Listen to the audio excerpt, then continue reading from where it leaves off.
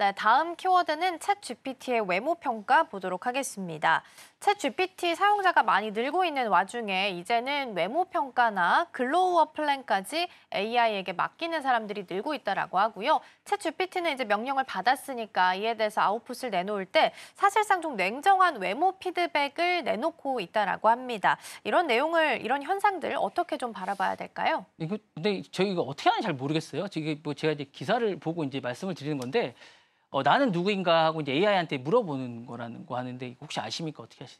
그게 아마 사진을 올려놓고 아, 예. 누가 더 예뻐 뭐 아, 그런 이런 건가요? 것 질문도 한다고 하더라고요. 아, 그런 건가요? 네. 나는 누구인가라고 이제 이게 그 뉴욕 포스트에 났던 기사인데 나는 누구인가 하고 AI에게 묻는 시대라고 합니다. 이게 엄청나게 많이 기사가 텔레그래프에도 나오고 뭐 이랬던 기사인데 AI에게 묻는 시대라고 합니다. 그래서 이제 성형외과에서 많이 쓴다고 합니다. 미국의 성형외과에서 많이 쓰고 이런 시대가 됐다라고 합니다. 그래서 나는 과거에 대한 자기 성찰에 나는 자기 외주화라고 얘기를 하고 과거나 외모나 이런 성역의 시대를 하고 내가 예쁜가를 뭘 고치면 될 건가 이런 게 많이 하고 2030 AI라고 하는데 인간의 정체성이나 자기 효능화나 이런 외부화에 대한 것들에 대한 근본적인 변화라고 한다라고 얘기를 한다고 하고요.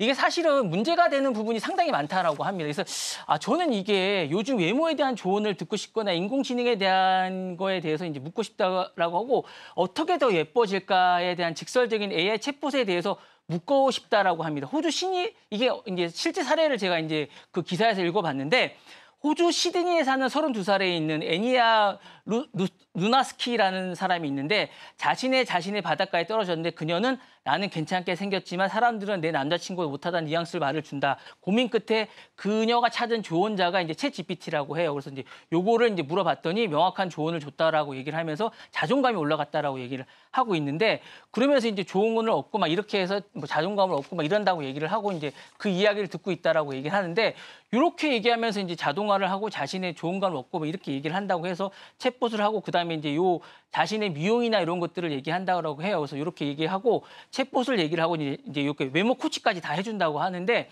이렇게 하면서 이제 인기를 얻고 알고리즘을 얻는다고 하는데 이런 시대가 됐다라고 하고 있습니다. 그래서 그리고 이제 자신이 이제 결혼을 하기 전에 이제 피부 개선 플랜도 AI한테 맡기고 자신의 피부 톤이나 이런 것들도 맡기면 예상 보톡스에 대한 어떤 유닛이나 계산법도 다 준다고 하는 거 이렇게 합니다. 그래서 이런 것들이 과연 맞는 것인지 저는 잘 모르겠어요. 그래서 자신의 뭐 이렇게 얼마, 뭐 보톡스도 얼마, 그다음에 계산도 얼마, 그리고 이제 모든 것들을 다 맡긴다고 해서 그리고 성형외과에 가려고 하는데 어떻게 해야 되고 어디를 얼마를 빼야 되고 이런 것까지 다 맡긴다고 해서 외모 평가에 대한 중립적인 기계로 보면 실질적으로는 인스타그램, 틱톡 알고리즘 미적 평가에 대해서 다 맡긴다고 하는데 요거에 대한 것들이 과연 맞는 건지도 잘 모르겠어요. 그래서 비판 없는 피드백에 대한 심적 갈망도 반영하는 게 아닌가라는 생각이 들어서 사실은 요 부분에 대해서 이제 과연 이 현 세대에 이게 맞는 것인지 AI한테 맞는 게 맞는 것인지 그리고 이 AI가 평가하는 외모가 과연 지금 시대에 이 많은 사람들이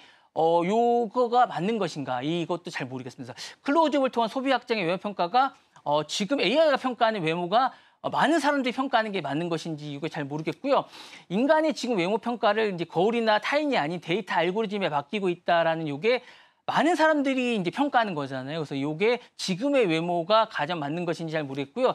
이제 모델에게 묻고 그 답을 내 삶을 바꾸는 시대가 아닌가. 그러니까 이게 대중들이 생각하는 많은 사람이 생각하는 데이터가 지금 빅데이터가 이제 챗GPT 안에 있다 보니까 이 데이터조차 외모조차 이제 이 빅데이터한테 맡기고 있는 이런 시대가 된 게 아닌가라는 생각이 듭니다. 네. 네, 말씀해 주신 것처럼 뭐 성형하기 전에도 어딜 하면 더 예뻐질까 이런 질문을 넣는다라고 하더라고요. 이제 GPT가 외모 평가를 이어가고 있다라는 부분 살펴보고 있는데 일단 AI 피드백이 나오는 건데 그걸 맹신하는 것은 개인의 건강이나 자존감에 있어서도 사실 기계이기 때문에 문제가 좀 있을 수 있을 것 같아요. 그래서 어떤 부분에서 영향을 좀 주게 될지도 궁금한데 이 부분도 한번 짚어볼까요?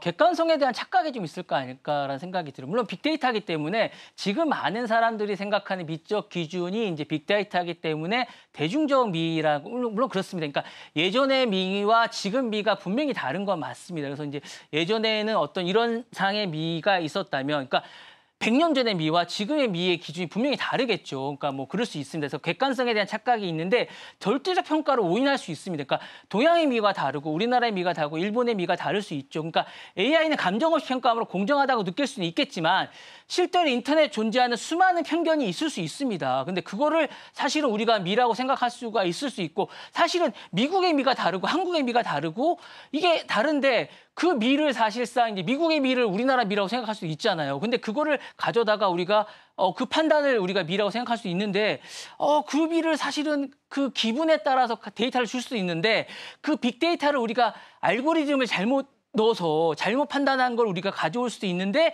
사실 그렇잖아요. 우리가 데이터를 알고리즘을 어떻게 넣느냐에 따라서 우리가 그 자기가 구성한 알고리즘을 어떻게 했느냐에 따라서 데이터가 다르게 나오잖아요. 그러니까 그 과학적 중립기능을 잘못 넣으면 자기 정체성 외모 판단을 잘못 받을 수도 있는데 그렇다고 해서 이거를 잘못 받을 수도 있는 데이터를 가지고 그를 중립적이라 생각할 수도 있는 그를 흡수해서 자기 비하를 할 수 있고 자기 자존감을 저하시킬 수 있는 그런 미를 과연 받을 수가 있는 오인을 할 수 있는 그 데이터를 그렇게 받는 게 맞느냐라고 생각해 봐야 되지 않을까라는 생각이 들고요.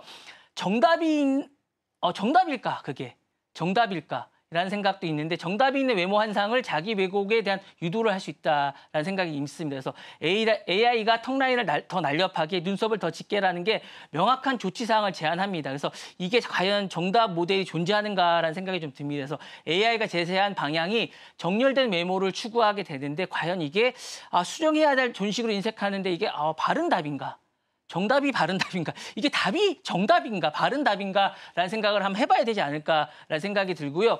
SNS 속의 타인과 비교하는 게 AI 피드백이 이중적인 자극이 되고 계속 나는 부족하다는 생각이 어떤 갈증 지향적인 게 이게 과연 맞는가? 이러다 보면 우울이라든가 불면이라든가 살기피로 이루어지면서 정신건강에 좋지 않게 되지 않을까라는 생각이 들면서 다시 한 번 더 이 외모에 대해서 뭔가 자기 비하로 이어질까 하는 걱정이 되면서 제가 좀 걱정스러운 생각이 좀 듭니다. 그래서 이 부분에 대해서 다시 한 번 더 생각해 보시라고 말씀드리고 싶습니다. 네.